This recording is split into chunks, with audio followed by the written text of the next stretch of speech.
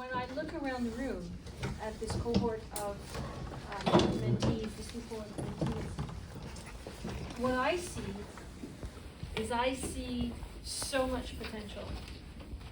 I see futures that are going to be written, that are going to be under your control, that are going to be bright. And I also see the next generation of leaders in front of me. There's so much there. There's so much that awaits you. And what shows, in addition to your strong academic performance, how bright you guys are, is the fact that you took the step to engage in a mentorship program. The greatest thing that you could do for yourself is to get yourself a mentor. Someone who will guide you, someone who's lived in learned experience will be there for you to draw on. And mentors aren't perfect. We as mentors have made mistakes along our way, but what those mistakes have done, they've provided us with lessons. And so those lessons that we have learned, those missteps, those challenges that we've encountered, we can give you insight now because we've lived it. We went through that experience. And I just want to give you a little bit of background about me and how my own journey with my mentors occurred. So I came here almost 60 years ago. I'm aging myself, but good genes, you know. The first thing that I encountered coming from Trinidad, and I had already gone to a elementary school in Trinidad, so I already had early education there. I wasn't very well received in the school system here. Number one, I'm a kid from Trinidad who, on my personal time, I would speak with a Trini accent, and I could still do it all yet. That's what I would tell all y'all. The other thing is, Trinidad was under the British school system, so being in that kind of a British school system, I had to speak the Queen's English at the time. So here I am in the schoolyard, and I'm alternating between British English in a Canadian school and Trini English. So of course, there were not very many kids that looked like me back in those days in my school, and my reception wasn't nice. They beat me up. I was that new kid, you know, that you see in all the shows and you read about in the stories. I was the new kid, and I was tiny and an easy target, and I would get beat up all the time. But the thing is that I had education in Trinidad, so I was already leaps ahead of the students in my class. So at the age of 7, I was already in grade 3. I skipped a bunch of grades. Now you imagine, I'm a 7-year-old, but I'm in grade 3. I should be like in grade 1 or 2. I'm with big kids. And there was this one big kid, Charlie, who liked to beat me up. And one day he said, if you don't give me $10, I'm gonna beat you till you bleed after school. Now, at the same time, because I was a good student, I was actually tutoring and mentoring one of my classmates who was an even bigger kid than Charlie. His name was Gary. And he and I had something in common because we're both from Caribbean cultural backgrounds. He's from Jamaica. Yay! We were close. And I was helping him. He was doing really well. He was getting much better grades. And we got along really well because we had that culture in common, and I would share my Trinidadian lunches with him, and he loved curry chicken and roti, so it was a win. So I realized that I was a survivor because when that boy Charlie said, I'm going to beat you up if you don't give me $10, I told Gary, I said, you know, I'm scared because Charlie's going to beat me up. If I go and tell him, give him $10. And then Gary had this great idea. He said, that's okay. I'll come with you after school. I said, okay. So I go, and after school I'm leaving, and sure enough, Charlie shows up and he wants to pulverize me, and I've got the $10. Saved up my birthday money. Gary says, you know what? If you touch her and you take that $10 from her, I'm gonna beat you up. And I realized that by being kind to Gary, by finding that commonality, working together, that we had established a really good professional relationship. That I could count, and that I was a survivor. And that's also when I realized that not only am I a bright kid, but I'm a thug. So I said, you know what? There are skill sets that are emerging from the experiences that I'm having and I'm learning. And I've passed this lesson on to my kids. So when my kids were getting picked on, I said to them, you know what? Don't engage in the fight.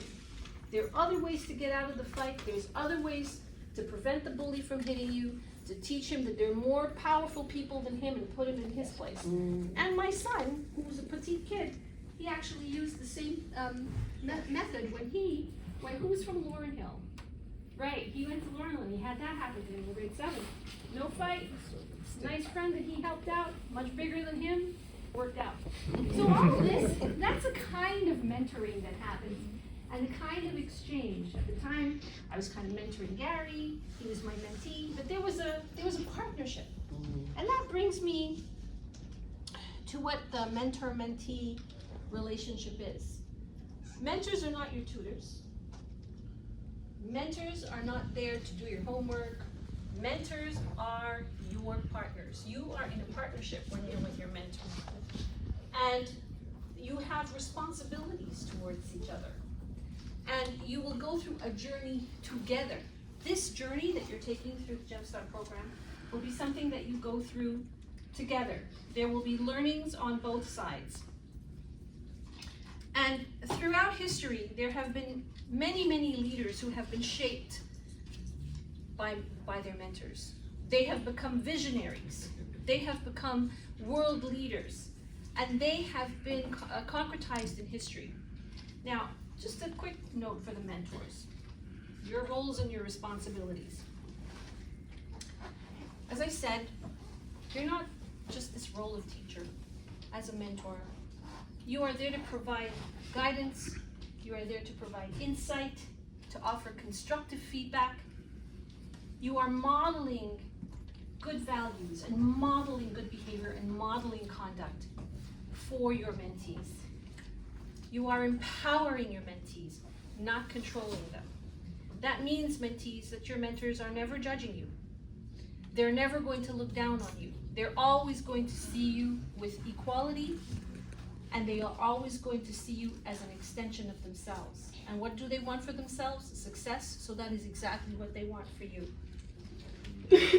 And your mentors will also serve to create opportunities for you. They will help you by opening doors for you. They will help you by providing you with social and professional networks that will benefit you now and moving forward. Now, mentors, that's a lot of responsibilities that you all have. And I know that you're all committed to it. Mentees, same goes for you. You play an active role in your own mentorship, not a passive one. You're not here to observe. You are here to do and to act. Akil made that very clear. We will be expecting you to participate. And participation is in different forms. We recognize that. One of the things that's important for you to do is to show initiative as the mentee. Take ownership of contacting your mentor, following up, getting things done if your mentor has asked you to do something, asking questions and being prepared. You have to be open to learning. Growth requires humility. And as mentees, you need to be acceptive of critiques.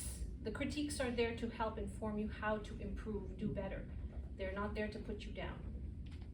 And sometimes you might disagree with your mentor, but that's part of the partnership. When you disagree with your mentor, you're challenging each other's thinking. And they're your sounding board.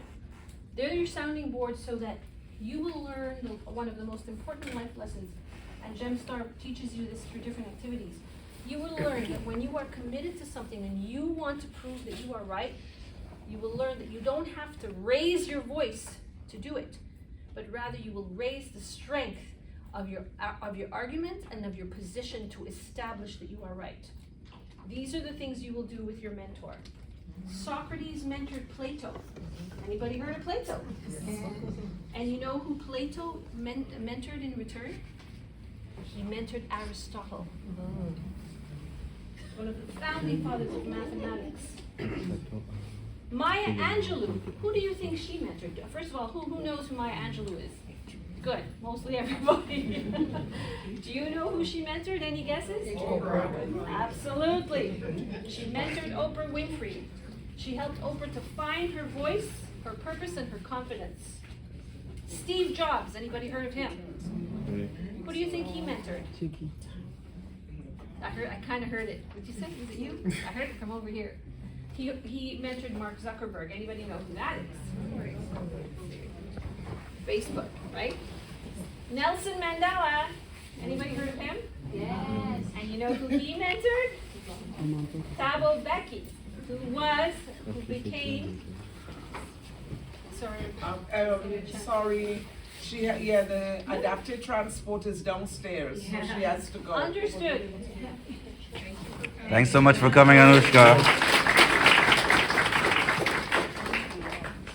So Thabo Mbeki was the president of South Africa because he got that mentoring from Nelson Mandela. Warren Buffett, anybody heard of him? Yeah. Big investor and philanthropist, was mentored by another big financial superpower, Benjamin Graham.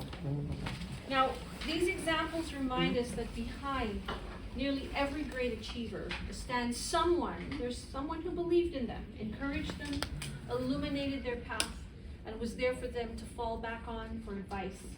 So that's what we hope to be. We hope to be that for all of you as mentors. In closing, I just want to remind you that mentorship, again, it's not a one-way street. It's about partnership. It's growth. As mentors, we gain new purpose, new perspective, and the satisfaction of shaping all these bright futures that are here in the room. And as mentees, we hope that what you gain from us is confidence, clarity, and the wisdom of our lived experience. In a world that you see it every day, it's fast changing, it's full of uncertainty. Mentorship remains a timeless source of stability and empowerment. And whether we are guiding or being guided, we are participating in a legacy of learning that reaches far beyond ourselves and made available by the GemStar program for our community who have been marginalized for so long. But finally, as Maya Angelou's words say, we are starting to rise and rise. And rise. So let us all strive to be mentors where we can, and courageous mentees whenever we seek to grow. Through these relationships, we will build stronger individuals, stronger communities, stronger generations of commitment that GemStar has made, and ultimately a stronger world that is inclusive of all of us. Thank you.